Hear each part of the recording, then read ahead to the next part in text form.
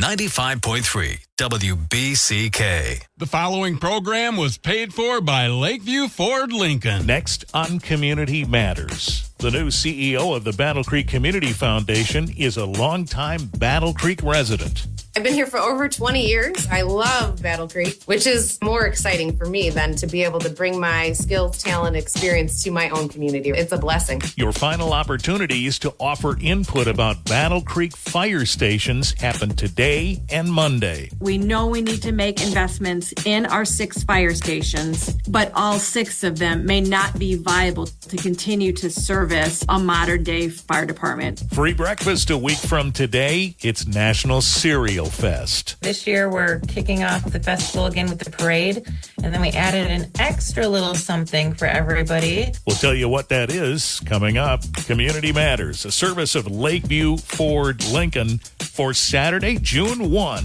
2024. I'm Richard Pyatt. Welcome. Thanks for joining us on Community Matters. It's a Saturday thing here at WBCK and anytime at battlecreekpodcast.com. It's a service of Lakeview Ford Lincoln. I'm Richard Pyatt. Well, we have spoken on many occasions with the Battle Creek Community Foundation, and not the least of which recently have been discussions about the future of the organization, 50 years, and what's coming next. And we certainly knew that there would be a new CEO at the Battle Creek Community Foundation. We now know that that's Mary Mullet, and she's here with us today on Community Matters. Hello, Mary. Hi, Richard. It's great to be here with you. Well, it's great to meet you and to have this opportunity. Welcome to, I can't say welcome to Battle Creek because this is your home. You got it. I've been here for over 20 years. I love Battle Creek, which is just the more exciting for me than to be able to bring my skills, talent, experience to my own community, Richard. It's a blessing. And you say that because you have worked all over the state, but lived here. Yes. 2 positions ago, I worked for Samaritas, an amazing nonprofit across the state of Michigan. But that was statewide, Richard. I was statewide in that role. And then my most recent, I stepped down as the president and CEO at DA Blodgett St. John's, an amazing organization doing amazing work with children and families. But also Grand Rapids, right? And here I am living in Battle Creek for over 20 years. When this opportunity came to me for the foundation in Battle Creek, the Battle Creek Community Foundation, I was humbled, and I just built excitement in my heart and in my mind as I went through our process to lead to this seat right here. Just exciting for me to be able to bring all of my energy, all of my focus to Battle Creek and the surrounding area.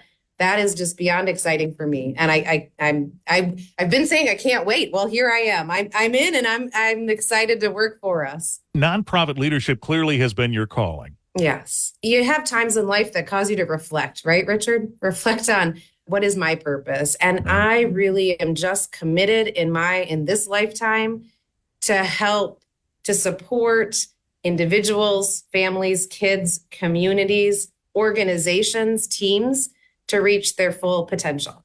And that potential is different for all of us, but all of us should have the opportunity to reach that full potential. And that is just what my passion is. So nonprofit work, well, that just fits well, right? Because we are supporting and coming alongside in this work to help build the foundation for folks to reach their full potential.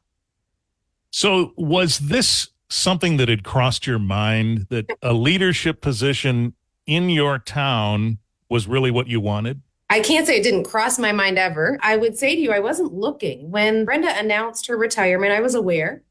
Brenda was an amazing leader, leaving such a legacy for our city and our area here. I mean, I'm just thankful as a citizen, right? As a community member. I wasn't looking when the position came open. I was aware, but the group that was doing the search reached out to me a couple of times, and I sort of circled back at one point and said, well, wait, I need to pay attention to this. This is my own community. And I love this community. We have some things in our community that make us special and different in a really cool way. Wait a minute, I could bring my talent to this community and be a part of that, right? These were the thoughts in my head, Richard. I'm letting you into my head. So it really was. I contemplated. I loved my organization I was at the time. I loved what I was doing for children and families. But, when I heard what the foundation search committee was looking for, the Battle Creek Community Foundation search committee was looking for, I said, wait a minute, that fits. And then I really started thinking about how I could make impact in a time we are in Battle Creek. We are really reigniting such cool things in this city. At this point in time, we're kind of going through our own change as a city, right? And Battle Creek Community Foundation and Brenda Hunt, big part of downtown revitalization and all the things we're experiencing. And I thought, this is an amazing time to come in and support my own community. So I was hook, line, and sinker sold at that point in my thought process, and then really just honored and humbled that the board invited me to step in as the Battle Creek Community Foundation's next CEO and president. Talk about some of those things that impress you about Battle Creek and maybe Calhoun County. Yeah. In my office, and I'm looking at it right across the way here, I have this painting from a local artist. And for me, it's the visual of our city and our area. There are fields on a farm. There is a barn. Then there's these city buildings, downtown Battle Creek, right? In the same kind of mesh. We're not far from each other geographically. And then there's all these diverse faces in this piece of artwork. And we are such a diverse community. And then just bringing it all together. So that's what I love about our city. I can be out in the country, but 10 minutes from everything I need. And that's depicted in this painting that I'm looking at over here, this piece of artwork. But the other thing that I love our community. I believe because of diversity, what brought our people here, many came for Kellogg and Poston, right? So brought diverse folks into the community. We are so neighborly and we check in on each other and we care. It doesn't matter if we come from the same place. We care, we check in, we're neighborly. We're just also darn friendly. I love that. I love that. Well, it's interesting you talk about the proximity of urban versus rural, and it doesn't take long to get from one to the other. Yeah. It's actually kind of funny because we were just talking before the program about both having come from Metro Detroit and how it feels different now after a number of years away to go back. Mm-hmm. And you say, I am in the right place. Yes. when I made a sometimes conscious adult decision when I was in my undergraduate program that West and Southwest Michigan was forevermore my home. I love our pace. I love, the accessibility of things. And you know what else I love about Battle Creek in this area? We're this like small metropolitan kind of feel. We have an art museum. We have a historic museum. We have, arts. We just have so much going on at all times in our community.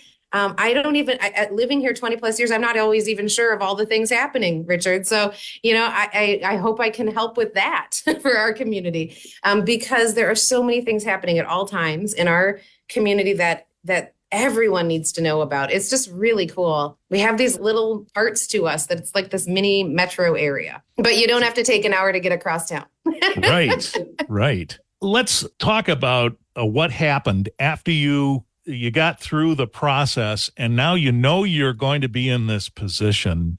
What are some of the things you start thinking about? What goes on in your mind as you contemplated starting? The first thing I thought about, and I was invited to, was actually just Brenda's legacy. And I was invited to her staff going away celebration. So that was really cool. Got to just celebrate her and her tenure for the foundation. What a career. And then I started thinking about our community. We need to hear from the community and what they need going forward, and how could I actualize that? I started thinking about the work of the foundation and of other foundations and how we could really build strategy. We're all coming out of this pandemic era where a lot of things moved fast and we had to relieve a lot of things in our communities.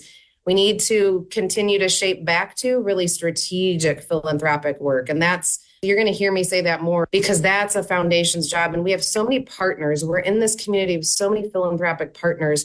I really also think about, and I'm hoping to actualize, just really building partnership and network to know where all the dollars should be coming from for different needs in the community and get really strategic about the use of our donor entrusted dollars, because that's how we can build the most funds. And I'm not talking about just the foundation here. I'm talking about that partnership. That's how we can leverage the most resource in a monetary way for our community is by really partnering as philanthropic organizations. So I think of United Way's right across the street, right behind me, right? I think of W.K. Kellogg Foundation right over here on the corner.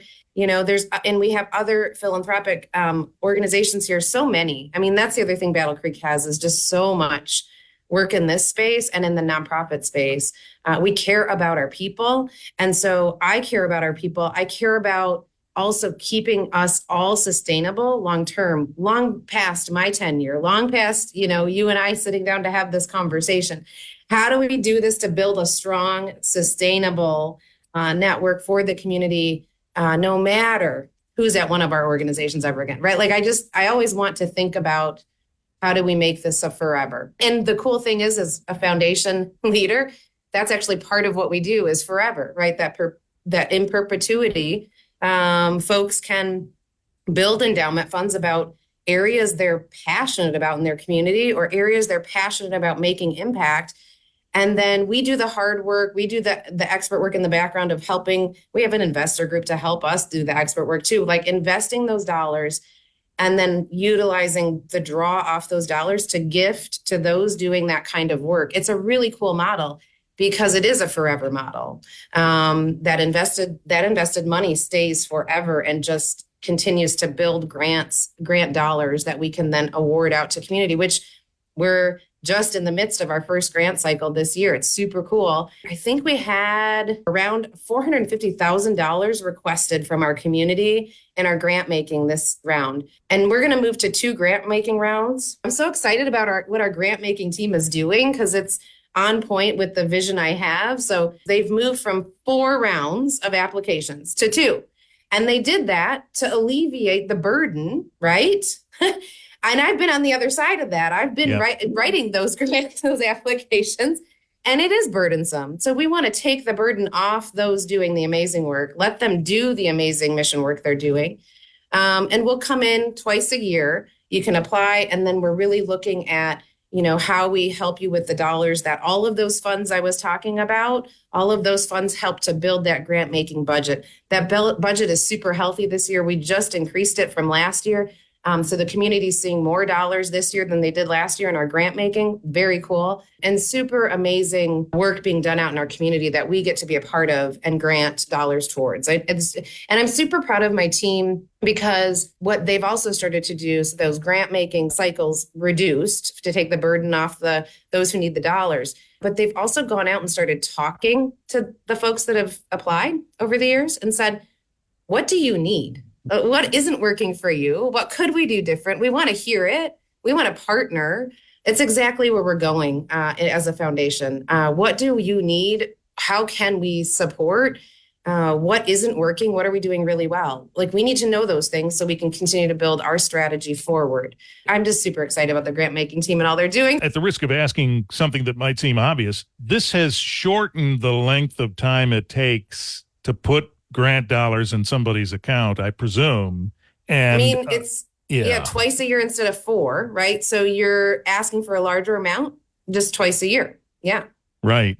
And was that a significant part of your thinking that if we reduce the cycles, then you put more money that they can use further without having to stop to ask for it again, but also it increases efficiency under the foundation roof, does it not? Increases efficiency everywhere. And our foundation grant making team also wants to spend time not just processing grants. They want to be out in the community and hear about the projects that are being thought about, help advise, help think of ways, that networking I'm talking about, right? I always say, and I have been saying quite a lot lately, resource is not just dollars. And I mean that because I've been doing this for a little while as a nonprofit leader. Connections are resources.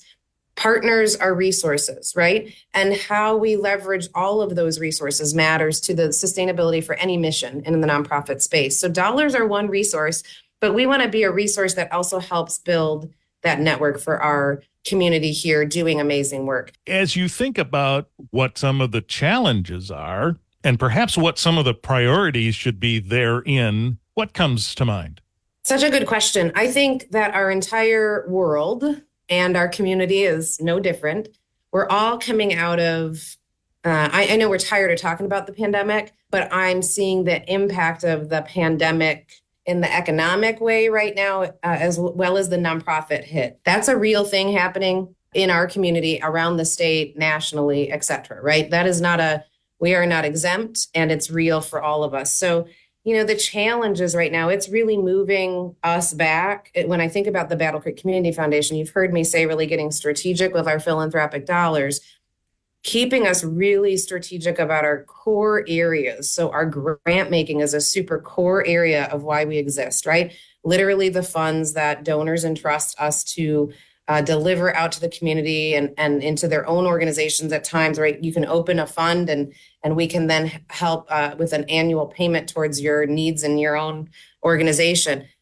That's core to why a foundation even exists. That's prioritized in our minds and in our vision to get strategic and be mindful of how we build and grow that core. Those entrusted dollars is part of that. And then that's another core function of a foundation. And so strategic and really mindful of how do we continue to build those and be mindful of how those dollars can best impact.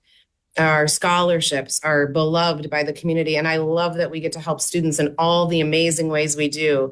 Tremendously robust at this foundation, at Battle Creek Community Foundation, is the scholarship dollars. Every student in Battle Creek has an opportunity. That's what I'm going to tell you. And so just amazing core piece of our foundation work that we're going to continue to strategize about. I was just in a meeting right before meeting with you about scholarships and things we're looking at.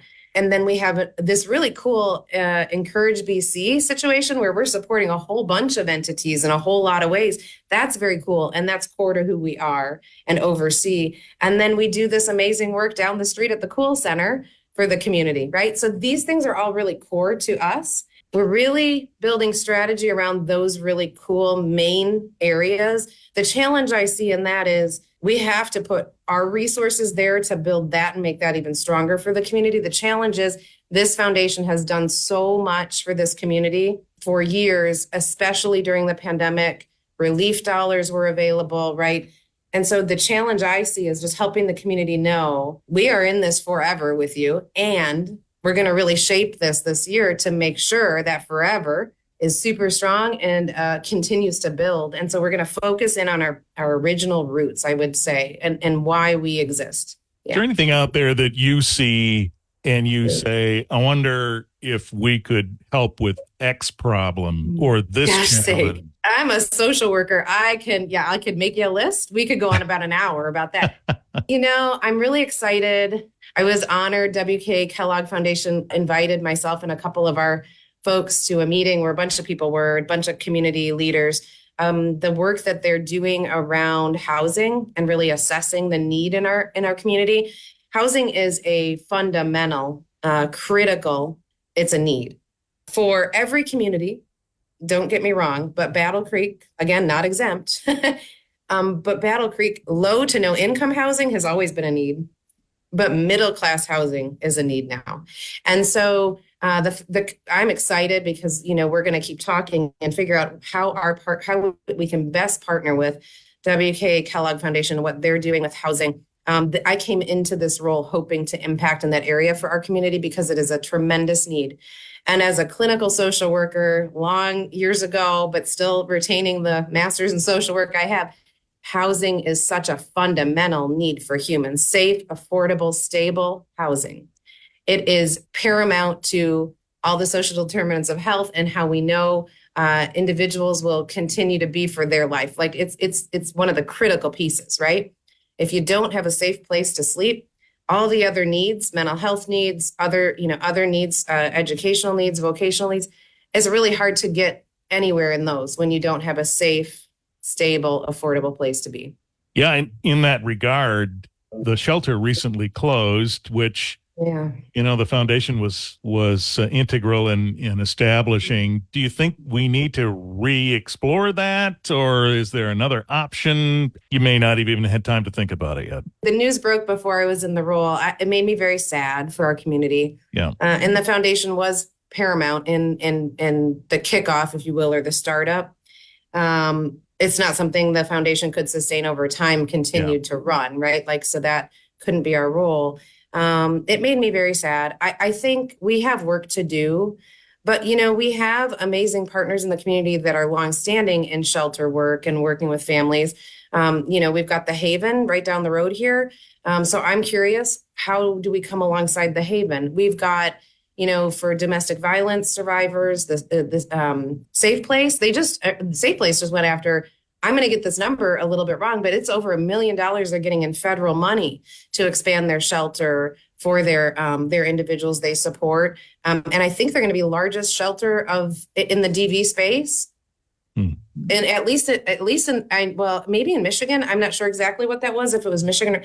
So anyway, like doing great things. So how do, as a foundation, where I see us is then how do we come alongside bolstering? Because that's really our role. And so I hope to continue to build those partnerships and talk to these leaders that are doing this amazing work already and say, what do you need? Back to that conversation, get into the community, right? What do you need? Instead of me saying, I think you need, what do you need? And how can we come alongside? You mentioned Brenda and her impact. When we last spoke with her before she left, she was very clear that she was handing it off and out of the picture. But you had mentioned you attended her event and so on. Did she have words of wisdom for you? I think she was at peace with the decision, and her and I just got along right out the gate, Richard. So if Brenda has words of wisdom, she's welcome to give me a call if she hears this show. Well, I will always take support. We hope to connect here soon, right? Just to check in. I'm super excited for her next chapter. And I said to her, thanks for leaving me an amazing team. Someone's listening to this. They're a member of the community. They're more than familiar with the foundation. Maybe they've supported the foundation. How can they help you? Yeah, it's a great question and really timely, because one of the things, and we're just going to get this up, part of the 50th, I would love folks to remember those core areas. If you have interest, right, in building a forever fund with us at the foundation, whether it's in an area of interest or adding to a fund, you can get on the website and you can check us out to see all the funds that we support for the community. If there's an area of interest to add to that fund, or if you'd like to start your own, we're all in to have conversation. For those seeking funds, call our grant team. They want you to call and talk to them ahead of making an application. We want to be more supportive to those folks. And so reach out to us. And we want to understand what you need and how we can help. And overall, it is the 50th. There will be a whole lot going on in the community. One of the things we're launching soon on our website is getting back to our roots for good, forever, for all. We're really leaning into that this year. For all, meaning every person in our community, every part of our community in a total inclusive way. We are here for all. And forever, because the funds, when we build them in the way we hold them for our community and invest them for our community, and when we get really strategic with those dollars, like I talked about earlier, that's forever. That outlasts all of us. And for good, we want to make the right decisions for this community to support and do good things. We all got in this to do good things, Richard. So I'd love for the community to come around that with us. We are relaunching a fund that we've held for years called the Forever Fund. And we're asking you to come alongside us in this 50th and think about making a gift to the Forever Fund. Again, it is forever when you work with a foundation. The Forever Fund is really a great use of your dollars this year, with all of us coming out of the work we've been doing in a quick way for our community. We all are moving to get more strategic again and really get strong, or I shouldn't say get strong, but build strength coming off the pandemic and being here for the community forever. Certainly in the show notes for this episode at battlecreekpodcast.com, the link to the Battle Creek Community Foundation website. And you can review that and look at some of what Mary's talking about there. And I'm sure as we move along, you'll be releasing more information about how you're observing the 50th, and we'll be happy to hear that and help spread the word on it. So let us know. Absolutely. Thank you for helping us with that. One little sneak peek is we're getting back to a block party this year, Richard. So that'll be super fun. Yeah. Yeah. Okay, well, we'll be standing by waiting to hear about that. In the meanwhile, welcome, and we look forward to more conversations, Mary. Thank you so much for having me. It's been a pleasure. Mary Mullett is the new CEO at the Battle Creek Community Foundation on Community Matters. 95.3 WBCK. It's always exciting when you plan to get a new vehicle, and at Lakeview Ford in Battle Creek, there's plenty to be excited about. Choose the many styles of a new Ford F-150, a Bronco Sport, Escape, or Edge, among many models and packages. You'll find a nice selection of used vehicles on the lot, too. And remember that at Lakeview Ford, your vehicle is covered by the Lakeview Shield, a bumper-to-bumper 90-day, 4,000-mile warranty. There's also incentives for veterans, medical workers, and first responders. At Lakeview Ford, they're always grateful for customers that put trust in their dependable vehicles and the service to back them. Maybe that's why they were voted the best auto dealership in Calhoun County. There's no better time than now to change up and move forward with excitement at Lakeview Ford, proud sponsor of Community Matters on WBCK every Saturday at 8 a.m. Listen, be informed, and find out how you can help your neighbors too. Visit shoplakeviewford.com or stop by at the corner of Dickman and Washington in Battle Creek.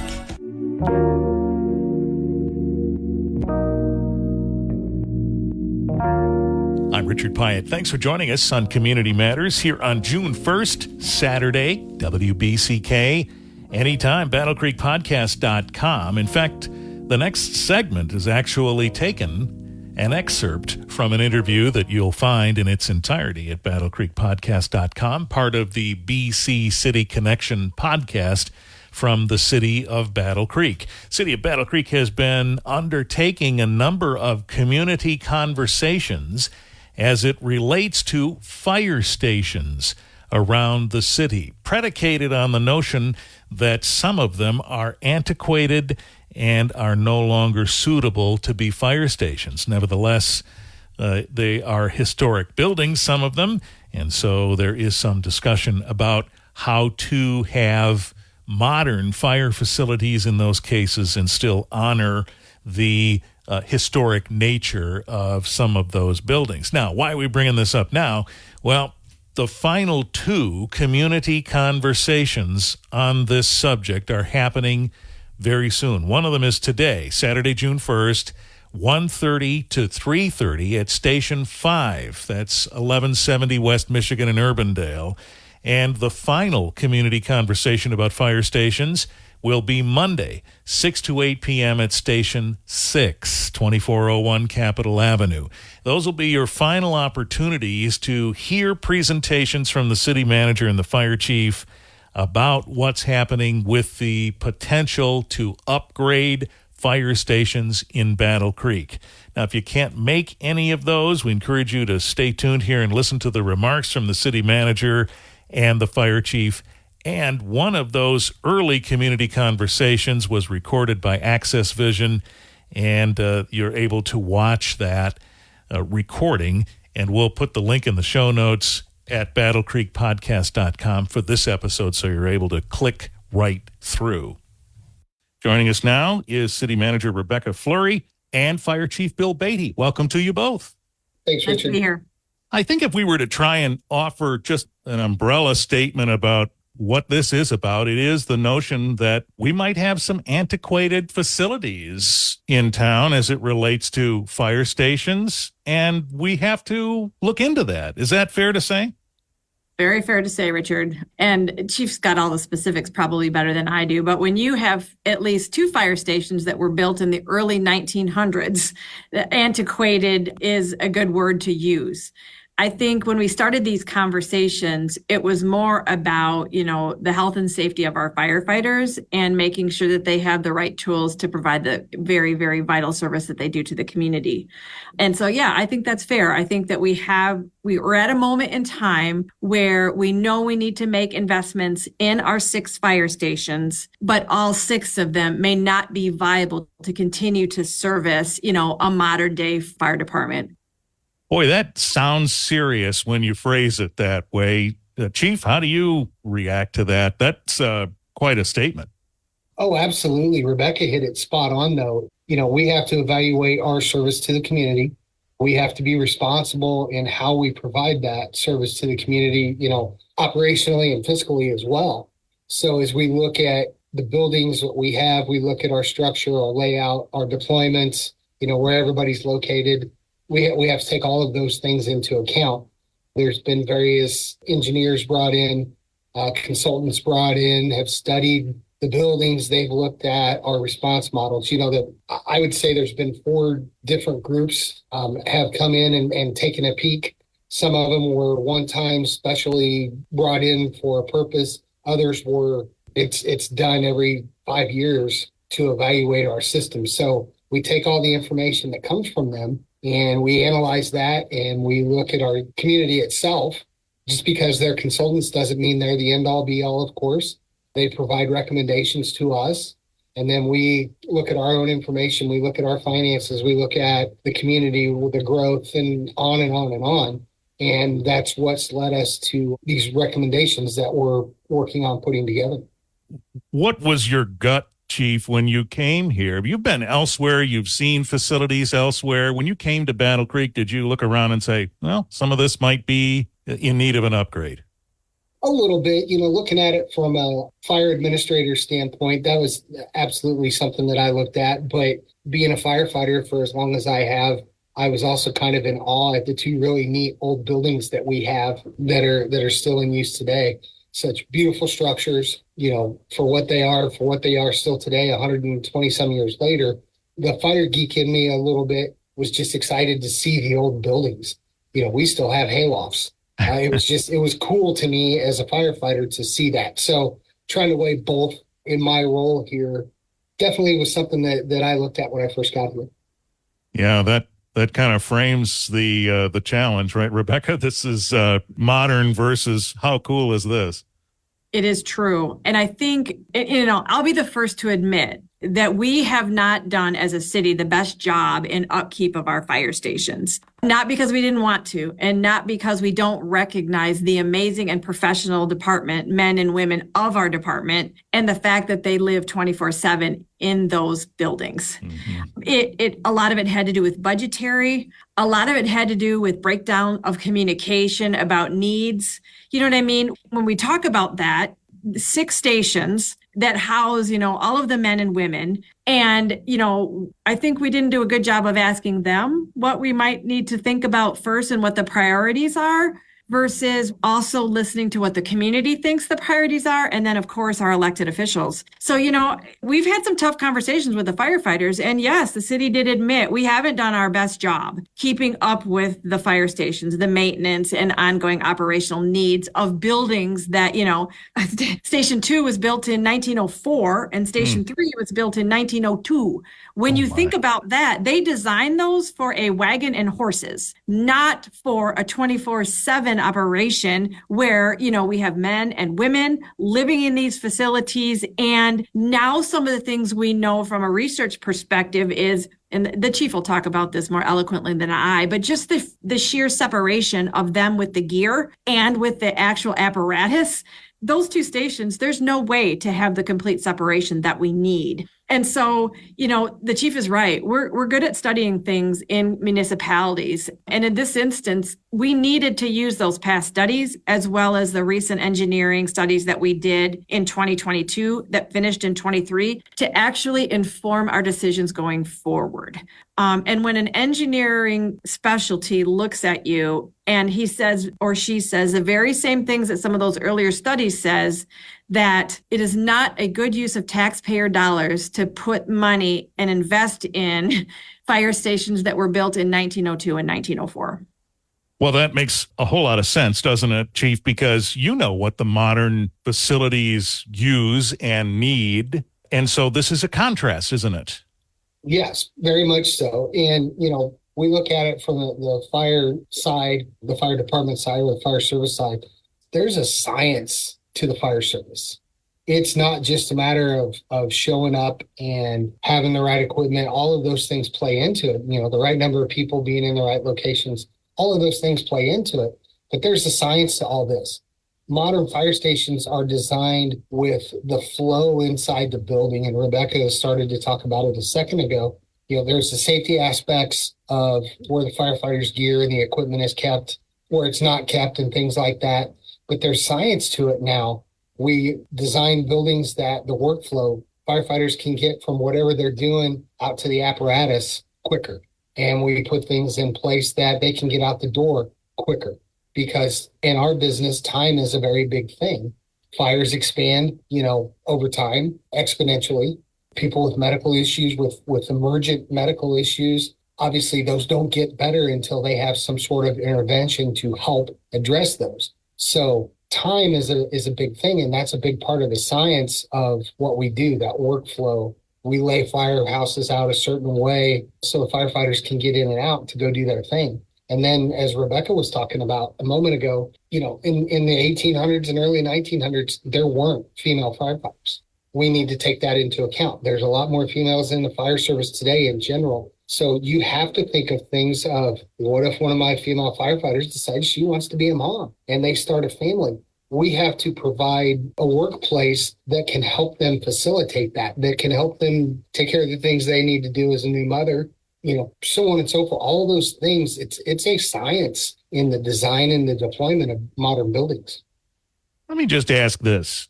Is the way things are now jeopardizing safety somehow for your crew or the citizens? You talk about the science of it, the response time, and how critical that is.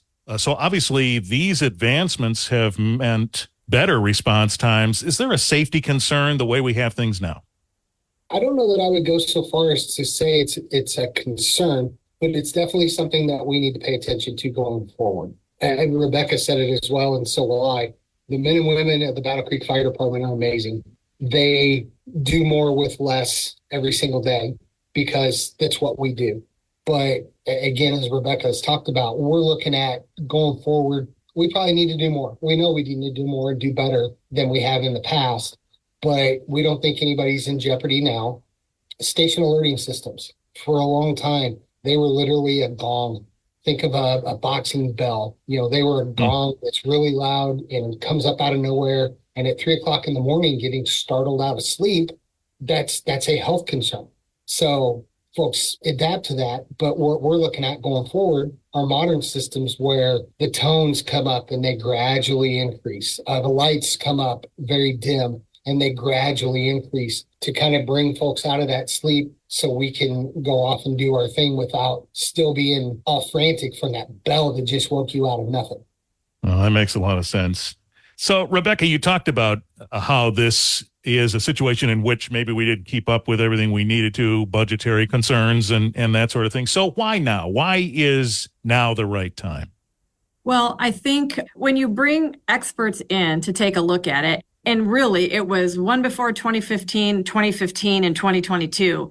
So when you see the theme that isn't changing, it makes you say to yourself, okay, we can't change the past, but we can make a difference going forward. And I think as the chief and I have gone out and talked at the stations, we're embarking on a community conversation at all of our stations to just share what we're thinking and to gather input and use all of that to ultimately make a recommendation to the city commission.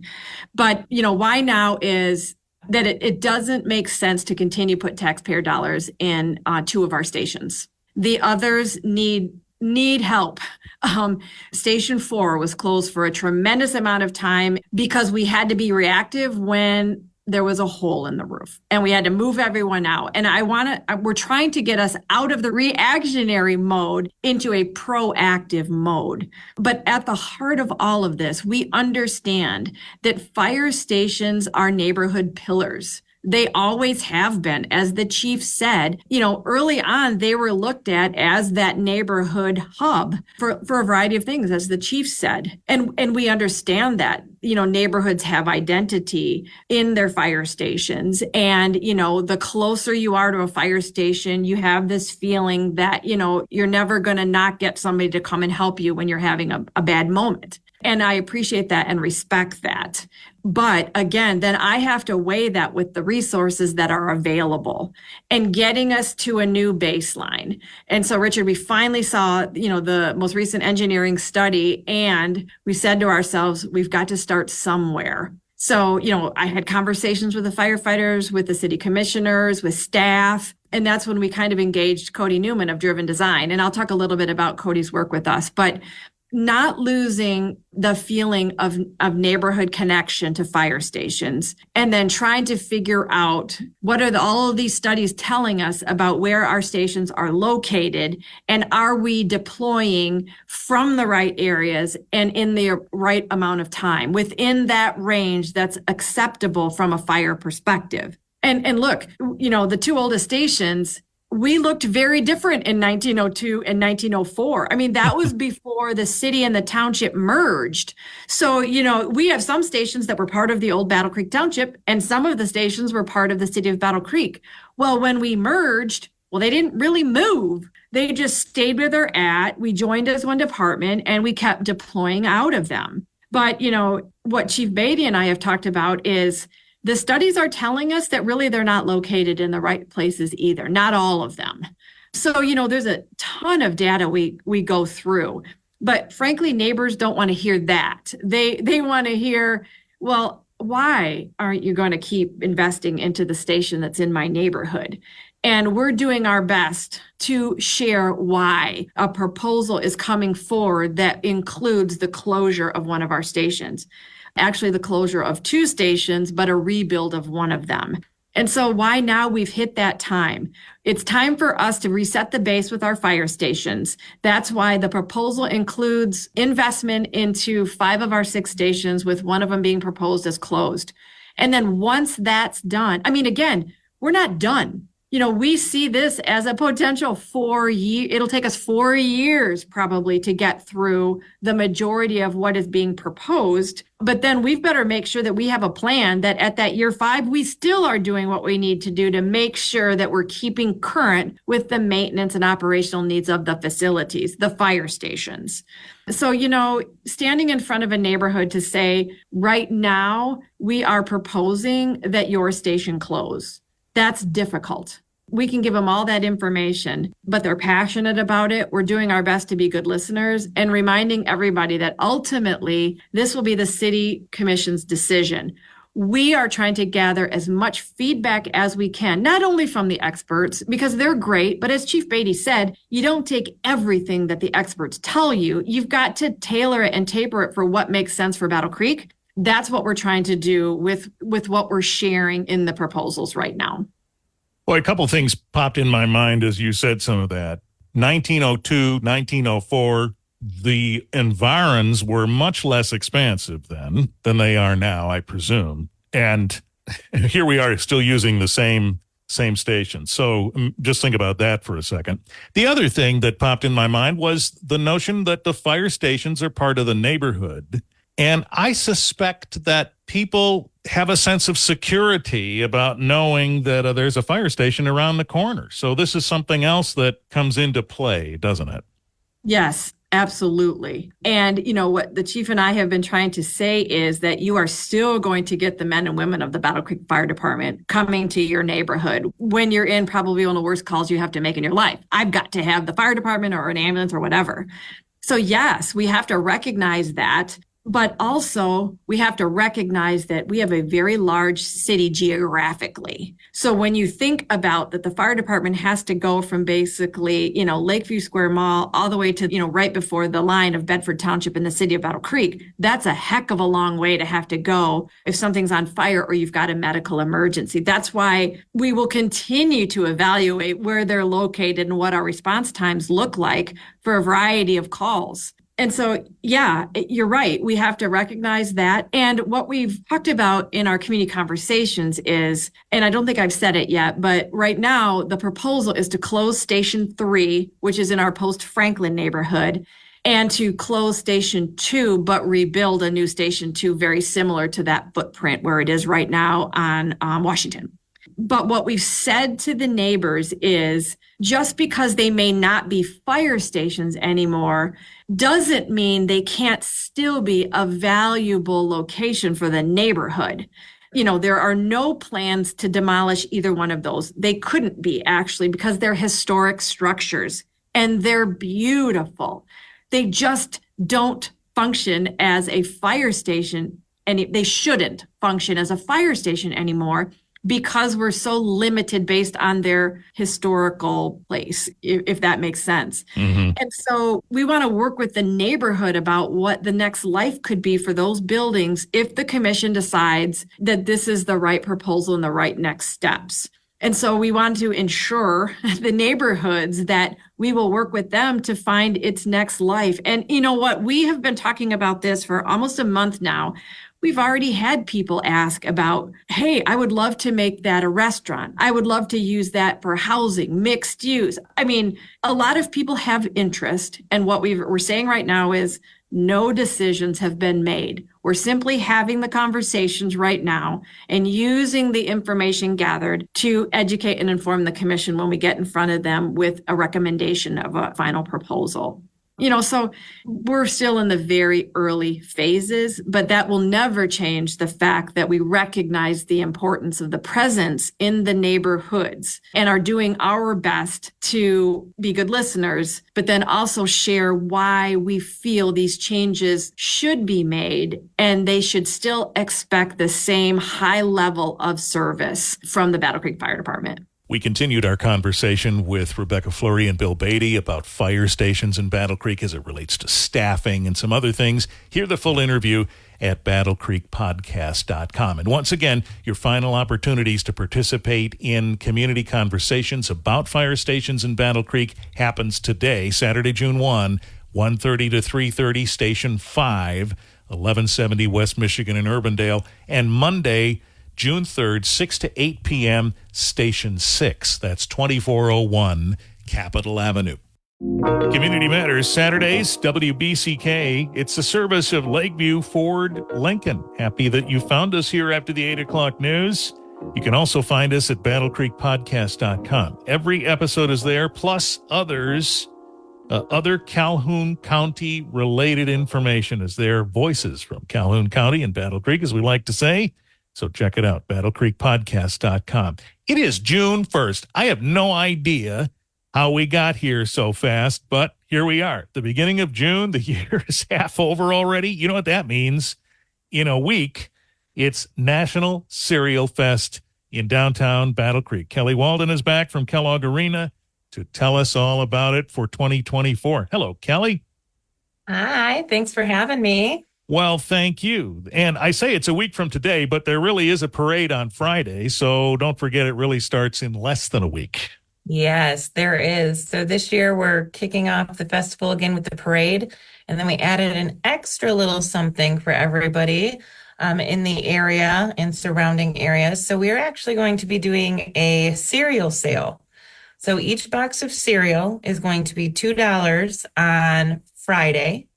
And that's going to be from 3 to 5:30 or as long as supplies last, all provided by Post and WK Kellogg Co. While supplies last is an important phrase in all of that. I think you'll sell out. Yes. And Yeah. so, and then once you're already downtown, like enjoy the parade. I'm sure lots of people will have candy thrown out for the kids, grab dinner downtown, and then get some good night's sleep and join us in the morning for free breakfast. Yeah, so that is a staple of this, a big breakfast table on Saturday morning. Yes. You were really last year preparing quite significantly for a crowd, and you always do, right? This should be no different this year, right? Yep. So this year we are preparing for 10,000. We will have 5 separate serving tents and lots of bowls and lots of spoons available. You ordered those months ago, probably. Yes. That is incredible. 10,000. And that was about what you served last year, right? Yes. Each year it's kind of continued to grow up and up, which is nice because we're getting back, obviously those 2020 years kind of took a dive for everything, but now I feel like everybody's back and at 'em. Oh, yeah, that's the truth. We all took a break from a lot of things for a while there, but at this point, not anymore. What did they say this past Memorial Day weekend? I don't know, TSA screened a record number of travelers. So you look around and you see all of these things bouncing back, maybe with a little pent up energy because we waited so long to get back to things. But we're back in full swing now, right? Absolutely. What else can folks expect? So at Cereal Festival, so on that Saturday morning, June 8th, everything kicks off at 8 a.m. And we have a lot of fun entertainment lined up this year. So of course you'll get the free breakfast, and that is served from 8 a.m. to a little after 11. But we also have Realm of the Reptiles this year. It's a live animal show that they're Ooh. going to come, and they will be doing 3 performances throughout the festival. And they're Wow. going to be at 9, 9:45, and 11. So when you say animals, live animals, what are we talking about? Reptiles, Right. snakes. We're going to have the lizards, and that'll all be located in the Wave Square area. Is that your thing? Are you going to be close by? Or? I might take a walk around, but I don't know if anything's going to be crawling on me. Well, we can hope that the experts will keep all of that in check. Absolutely. Well, that's kind of fun. And we always have live music. This year, we're excited to welcome Allie Garland and Sean Gibson. They're going to be opening for us. And then we also have Kanan Wren. So it's the Taylor Swift experience is going to be Oh. happening at Cereal Festival this year. Is she popular? I think so. Yes, just a little bit. Right. She already has a experience out there. Yes, yes. I mean, we've known for a long time Elvis does and other people do. Now Taylor does too. Wow. Well, that'll be exciting. You work hard to find these participants who bring us this entertainment. This is a process, I presume, that starts the day after or 2 days after the previous year. It does indeed. Well, and a lot of people come down and they're like, oh, I would be interested in playing. I'm like, well, send me your information. So Oh, it's is really that great having Yeah. people that are coming down to experience it. And then, yeah, starting the scheduling for the next year. No rest for you. So there's going to be vendors too, right? There are. So this year we have 3 different vendor locations. So it'll be on Jackson Street in the W.K. Kellogg co-parking lot, and then also in the BC Cargo units. Okay. So this is going to run all the way down McCamley Avenue.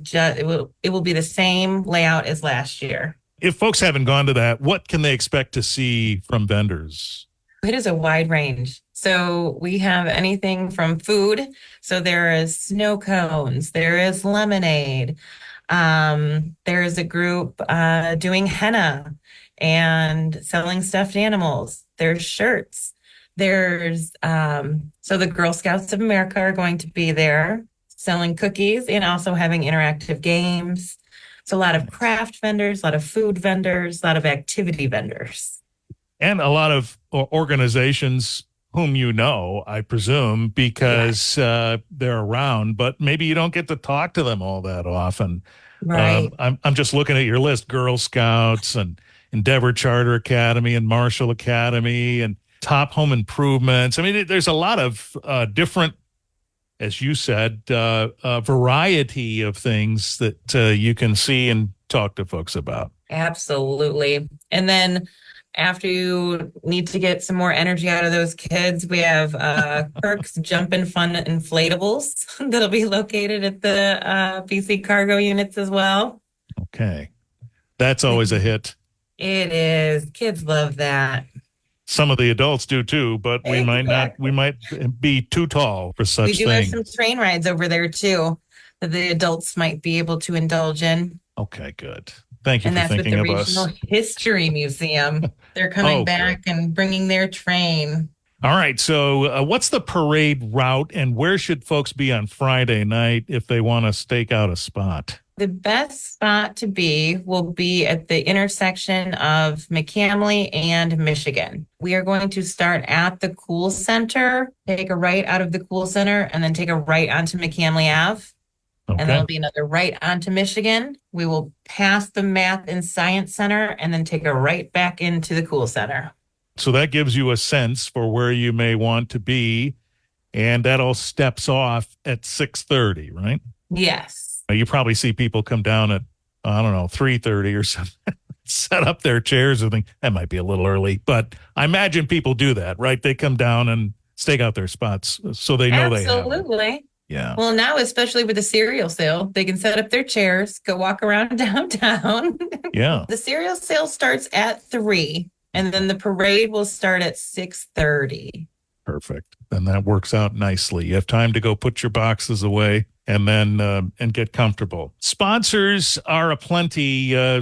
Throw out some kudos to some of them, would you? So we have our top presenting sponsors are the Calhoun County Visitors Bureau, WK Kellogg Co., Kellanova, Post, and of course we can't forget about Prairie Farms. Gotta They will have be milk. supplying all of the milk and the apple juice and orange juice. You said something last year. I can't remember the statistic, but the number of bowls of cereal and milk that you will serve is tremendous. Yes. I think last year we were right around that 8,000 mark that were served.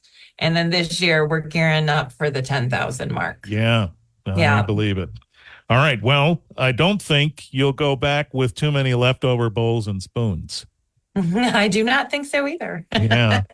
All right. So here you are. It's next Friday night, Cereal Fest Parade, and then Saturday morning with free breakfast from 8 to 11 at Cereal Fest downtown, and all of the festivities that Kelly has talked about, the reptiles, all of that will be happening next Saturday, 8th of June in downtown Battle Creek. Well, Kelly, congratulations on another year of planning and another event that we are anticipating greatly. Thank you. Very excited to bring this to the community again. Kelly Walden with Kellogg Arena on Community Matters. Thanks for joining us on Community Matters today, a service of Lakeview Ford Lincoln and produced by Live Mike Communications. I'm Richard Pyatt. Have a great weekend. The preceding program was paid for by Lakeview